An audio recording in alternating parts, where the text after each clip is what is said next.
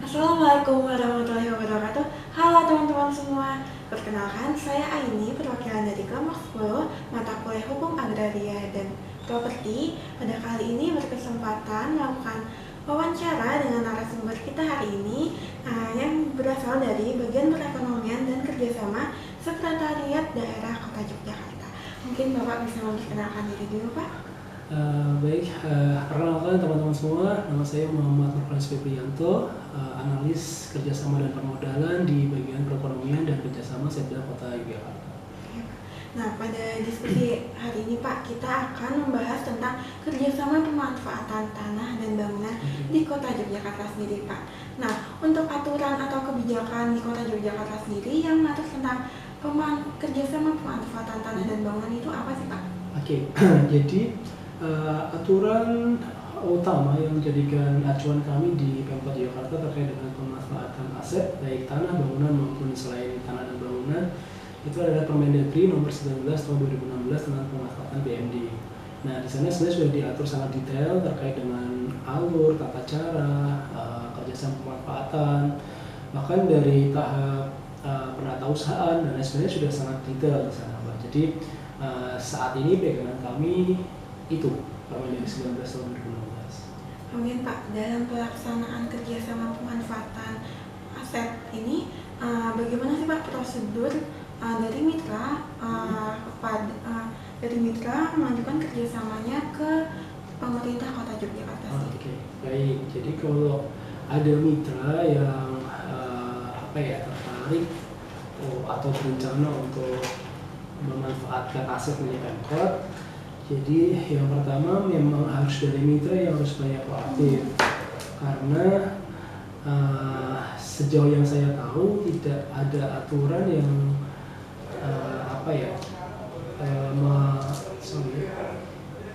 pertanyaan mungkin. Iya Pak.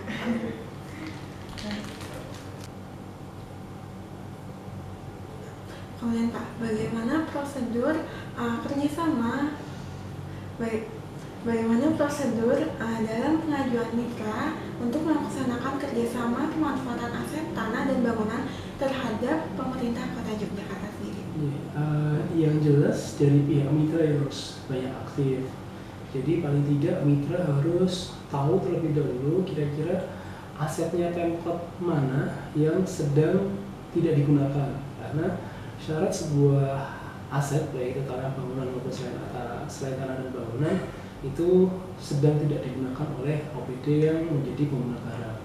Nah, jika nanti dari calon mitra sudah tahu kira-kira aset mana yang sedang tidak digunakan, untuk informasi detailnya bisa langsung datang ke BPKAD di bagian aset untuk konsultasi di sana apakah benar aset yang dimaksud sudah tidak digunakan. Kemudian jika akan menggunakan itu dengan skema kerjasama apa yang diperbolehkan oleh Pemkot, kemudian besarnya biaya seperti apa, prosedurnya seperti apa, nanti akan dijelaskan di bagian aset di BKAD gitu. Nah, untuk prosedurnya sendiri tentu kami mematuhi sesuai dengan Permendagri-nya ya. Masing-masing jenis kerjasama beda-beda prosedurnya, dari mulai sewa, BGS, BSG, kemudian KSP, KSPI, kemudian pinjam pakai itu punya prosedur sendiri. Jadi yang jelas yang penting mitra memastikan dulu bahwa memang benar ada aset Pemkot yang bisa dikerjasamakan. Nah, untuk prosedurnya nanti tinggal mengikuti saja di Permendagri diatur seperti apa. Apakah cukup dengan sewa sehingga tidak perlu lelang atau harus lelang dan sebagainya, nanti akan diatur detail di sana. Kemudian Pak, setelah mitra ini melaksanakan prosedur yang berlaku, bagaimana pertimbangan dalam pemilihan mitra tadi Pak? Baik. Jadi untuk pertimbangan sebenarnya tergantung dari jenis kerjasama yang nanti akan dilaksanakan, Mbak. Kalau sewa dengan tidak ada lelang, besar kemungkinan pihak yang menjadi inisiator atau pihak yang pertama mengajukan sewa dia akan punya peluang lebih besar untuk bisa mengakses rancangan kerjasama itu, selama kemampuan finansialnya sesuai dengan yang ditetapkan oleh BPKD terkait dengan standar minimal harga sewanya, harga dasarnya. Kemudian Jika melalui lelang, nah secara dokumen harus lengkap. Yang pertama itu yang harus dipastikan dulu. Kemudian ketika nanti pada proses ada lebih dari satu mitra yang harus kami putuskan, itu paling tidak kami mempertimbangkan yang jelas adalah bonaviditas mitranya. Seberapa kita pandang mampu calon mitranya bisa rekam jejaknya. Kemudian dari aspek finansial, seberapa dia mampu untuk kira-kira membiayai calon proyeknya itu. Kemudian yang ketiga adalah track record yang bersangkutan, baik ketika di kerjasama sebelumnya ataupun kerjasama dengan pihak lain, dengan mitra-mitranya, apakah dia merupakan perusahaan yang cukup dapat dipercaya untuk kerjasama itu. Jadi mungkin itu yang menjadi pertimbangan kami dalam pemilihan mitranya. Kemudian Pak, setelah mitra tani terpilih, kemudian dalam pelaksanaannya, bagaimana pemerintah Kota Yogyakarta sendiri memastikan bahwa kerjasama tani itu berjalan secara transparan dan berkelanjutan? Oke, baik. Jadi yang pertama harus kami lakukan adalah memastikan bahwa dari proses persiapan sampai dengan eksekusi perjanjiannya itu harus benar-benar sesuai dengan regulasi. Jadi kita pastikan dulu supaya ke depan tidak menimbulkan masalah utamanya ketika ada pemeriksaan baik dari BPK, KPK dan lain sebagainya. Nah, kemudian untuk menjamin bahwa prosesnya dilakukan secara fair, kami memiliki sistem yang para pihak yang akan menjadi mitra itu bisa mengakses secara online. Gitu. Jadi semuanya terbuka sehingga jika ada pihak yang merasa dirugikan, kemudian ingin mengajukan protes dan sebagainya, itu tentu ada fasilitasi untuk itu. Nah, bagi masyarakat umum pun jika ada semacam aduan terkait dengan pelaksanaan kerjasama itu juga bisa menyampaikan secara langsung di portal digital kami, Jogja Smart Service. Di sana juga terbuka bagi siapapun untuk melakukan pelaporan baik di pelayanan publik umum maupun terkait dengan kerjasama pengelolaan aset itu. Kemudian Pak, dalam praktiknya apakah ada masalah atau tantangan dalam kerjasama pemanfaatan tanah dan bangunan Pak? Kalau permasalahan mungkin saya bisa mengisahkan ya Pak, salah satu yang saat ini ditangani oleh Pemkot, yaitu kerjasama terkait dengan BGS, ya, bangunan berdasar. Itu jadi Pemkot punya sebidang tanah, kemudian dibangun oleh mitra, kemudian dikerjasamakan selama 30 tahun.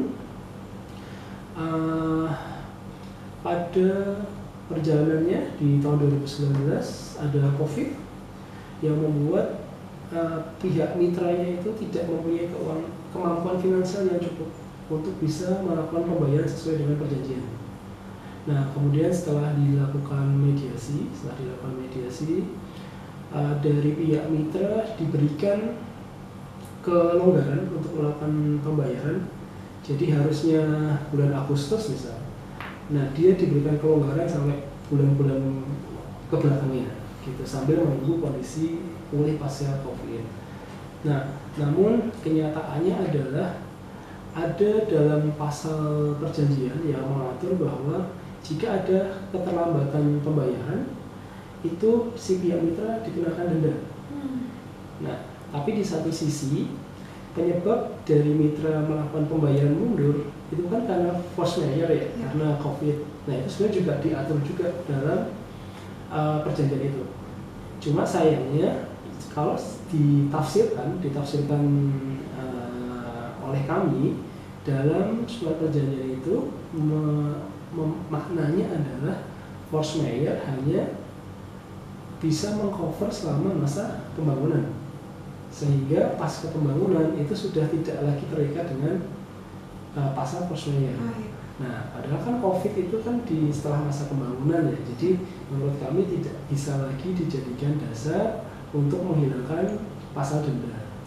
Nah, dari pihak mitra menganggap bahwa dia bayar mundur adalah karena kesepakatan yang telah disepakati dengan Pemkot.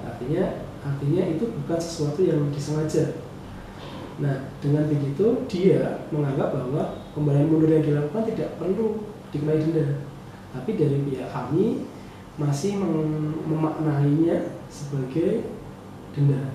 Nah, sehingga terjadi perbedaan persepsi seperti itu. Maka sampai sekarang kita juga masih berproses untuk bisa menemukan jalan keluar dari permasalahan itu. Apakah nanti kita bisa mengakomodasi argumen dari pihak mitra atau kami tetap berpegangan pada bunyi dalam surat perjanjian yang mengatakan bahwa first layer hanya meng-cover pada tahap pembangunan saja. Mungkin itu Mbak, yang bisa saya ceritakan, karena di Pemkot ini sebagian besar pemanfaatan kerjasama pembangunan aset baik tanah bangunan itu dilakukan dengan skema sewa. Jadi relatif tidak ada kendala ya teman-teman, karena kontraknya sudah jelas, tanggung jawab juga sudah jelas, dan nilainya juga tidak terlalu besar. Yang tadi saya sebutkan itu karena BGS dan bangunannya luas, sehingga nilai rupiahnya juga sangat besar. Makanya itu permasalahannya berlanjut sampai hari ini gitu, untuk memutuskan apakah dianggap sebagai sebuah denda keterlambatan atau bukan. Berarti tadi dari masalah yang Bapak jabarkan tadi terjadi perbedaan pendapat antara pemerintah Kota Yogyakarta sendiri dengan mitra ya? Iya, betul seperti itu. Kemudian Pak, dari semua kerjasama pemanfaatan yang dilakukan oleh pemerintah Kota Yogyakarta, bagaimana dampaknya terhadap pendapatan asli daerahnya Pak? Oke. Kota Yogyakarta sebagai kota wisata, saat ini kontribusi terbesarnya PAD itu berasal dari industri wisata, baik dari pajak hotel, pajak restoran, kemudian aktivitas wisata yang lainnya gitu. Nah, tapi di tahun 2005 kalau saya tidak salah, nanti akan dikeluarkan aturan yang mengatakan bahwa Pemda itu tidak boleh membelanjakan APBD-nya lebih dari 30% untuk gaji pegawai. Nah, saat ini sejauh yang saya tahu, anggaran untuk gaji pegawai di Pemkot Jakarta itu masih lebih tinggi dari 30%. Sehingga perlu sumber-sumber pendapatan lain yang harus bisa diusahakan. Nah, salah satu yang sedang kita kejar saat ini adalah optimalisasi pemanfaatan BUMD melalui kerjasama. Ada banyak yang tadinya nggak bayar, itu menjadi berbayar terkait dengan pemanfaatan aset ini. Salah satu yang real dan kemudian baru-baru ini dilakukan adalah sewa ducting. Jadi kalau ada kabel optik, jadi kalau ada perusahaan internet mau mengulur kabel di atas tanahnya atau di bawah tanahnya yang menjadi milik Pemkot, itu akan dikenakan sewa. Jadi itu nilainya besar, ratusan juta, tergantung dari panjang kabel yang dia tarik. Gitu. Kemudian juga ada sewa lapangan karang, salah satu miliknya Pemkot. Kalau dulu memanfaatkan di sana itu kan tidak bayar. Nah, ke depan juga akan lebih dioptimalkan lagi. Apakah pihak luar yang menggunakan itu harus membayar berapa gitu? Ini sedang masuk dalam kajian. Intinya adalah pemerintah kota sedang berusaha untuk menambah sumber-sumber pendapatan lain untuk mendongkrak PAD selain dari wisata melalui optimalisasi BUMD. Gitu. Jadi termasuk di kantor ini kami sedang melakukan kajian untuk menggali 4 potensi pemanfaatan aset sebagai sumber PAD. Yang pertama adalah optimalisasi Rakso Arcade. Jadi kami di Jalan Solo itu punya aset yang sekarang sebagai toko sepatu Buceri. Nah, itu punya Pemkot, nanti bentar lagi akan selesai masa kontraknya, masa kerjasamanya. Nah, kita sedang mengkaji kira-kira untuk bisa optimal ini akan dikerjasamakan dengan skema apa? Apakah sewa atau apakah KSP? Kemudian untuk jenis industri apa yang sekiranya cocok untuk daerah sana dengan luasan segitu yang bisa mengoptimalkan PAD. Pertama seperti itu. Kedua, kita juga sedang mengkaji pendirian Videotron yang ada di perempatan Gondomanan. Jadi di sana kita punya tanah cuma sempit, Mbak, cuma kecil, kayak lebarnya cuma sekitar 3 meteran. Nah, kita sedang mengkaji untuk mendirikan Videotron di sana yang nanti bisa kita sewakan, yang ujungnya adalah mendapatkan tambahan PAD. Kemudian yang ketiga, tiang lampu jalan, penerangan jalan, PJU di sepanjang Jalan Jenderal Sudirman. Kalau nggak tahu, itu kan bentuknya kayak apa ya? Kayak ornamen khas Jogja gitu. Jadi samping kanan kirinya sekarang ada banyu iklan yang sekarang dipakai oleh Dinas Pariwisata. Nah, itu sedang kita kaji juga. Jika itu nanti disewakan, kira-kira mau konsepnya seperti apa? Apakah dengan model kayak Neonbox atau semacam Videotron juga, atau cuma banner biasa, supaya nanti bisa optimal PAD-nya. gitu. Terus kemudian yang keempat yang tadi saya ceritakan lapangan karang. Jadi saat ini lapangan karang masih digunakan bebas tanpa biaya oleh masyarakat. Sedangkan biaya pemeliharaannya per tahun itu 800 juta untuk biaya perawatan rumput. Nah, secara kebutuhan lapangan di Kota Jogja kan makin tinggi karena banyak kampus, banyak komunitas, banyak sekolah, sehingga mereka butuh arena untuk melakukan olahraga. Nah, lapangan karang ini juga kita incar sebagai salah satu tempat yang nantinya bisa berkontribusi terhadap peningkatan PAD kota. Jadi ya sebegitu signifikannya Mbak pengaruh pemanfaatan aset untuk mendukung peningkatan PAD di kota ini.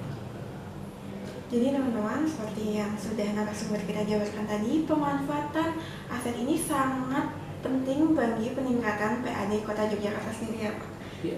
Kemudian Pak, ini pertanyaan terakhir atau topik terakhir pada sesi kita kali ini, apa sih Pak batasan atau regulasi tertentu yang perlu dipatuhi dalam kerjasama pemanfaatan aset di Kota Yogyakarta? Pada prinsipnya kita tetap harus mengacu pada peraturan perundang-undangan yang dikeluarkan oleh pemerintah pusat. Dalam hal ini Permendagri 19 tadi. Tapi Kota Yogyakarta sebagai bagian dari daerah istimewa Yogyakarta secara provinsi, kemudian ada keraton juga di Kota Yogyakarta, sehingga kita juga harus tunduk pada nilai-nilai lokal yang ada di sini. Gitu. Saya ambil contoh misal, ketika kita melakukan kajian terhadap potensi peningkatan PAD melalui pemasangan baliho iklan di lampu taman di sepanjang Jalan Jenderal Sudirman tadi, itu ternyata ada aturan yang mengatakan bahwa di radius sekian meter dari tugu sebagai bagian dari sumbu filosofi itu tidak boleh digunakan untuk iklan tertentu. Gitu. Kemudian ada juga aturan yang mengatakan bahwa di daerah tertentu tidak boleh digunakan untuk mendirikan bangunan tertentu, yang itu aturannya merupakan aturan sebagai sebagai bagian dari keistimewaan Yogyakarta. Gitu. Ekstrimnya lagi, misal walaupun bukan di daerah Kota Yogyakarta ya, supaya untuk gambaran saja, ketika ada pembangunan jalan tol yang nanti dari Solo ke YIA, itu kan melewat perempatan Monjali ya. Nah itu ketika yang lainnya layang, jembatan layang, itu ketika di Monjali dia harus turun karena itu adalah sumbu garis imajiner antara keraton menuju ke Gunung Merapi gitu. Jadi lokal wisdom seperti itu juga tetap harus jadi pertimbangan kami ketika nanti memutuskan untuk memperjasamakan aset yang kita miliki. Jadi mitra harus juga tahu bahwa di sana boleh tidak bolehnya apa dan dasarnya apa. Gitu. Jadi di Kota Yogyakarta sendiri walaupun sudah memiliki peraturan tertentu yang seperti tadi Bapak bilang menganut terhadap peraturan Permendagri tadi, masih sangat mematuhi aturan-aturan lokal ya Pak? Iya, betul. Baik, tidak terasa kita sudah sampai di penghujung acara pada wawancara kali ini. Saya secara pribadi mohon maaf bila terdapat kesalahan maupun kekurangan pada kali ini, dan juga berterima kasih kepada narasumber yang sudah meluangkan waktunya untuk wawancara pada kali ini. Baik, sekian saya tutup. Terima kasih. Wassalamualaikum warahmatullahi wabarakatuh.